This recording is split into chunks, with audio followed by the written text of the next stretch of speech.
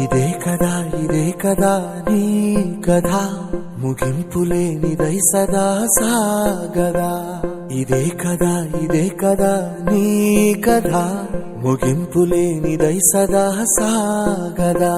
నీ కంటి రెప్పలంచున మనస్సు నిండి పొంగిన ఓ నీటి బిందువే కదా నువ్వెతుకుతున్న సంపద ఒక్కొక్క జ్ఞాపకానికి 100 ఏళ్ల ఆయువుందిగా ఇంకెన్ని ముందు వేచనో అవన్నీ వెతుకుతూ పదా మనుష్యులందు నీ కథ మహర్షిలాగా సాగదా మనుష్యులందు నీ కథ మహర్షిలాగా సాగదా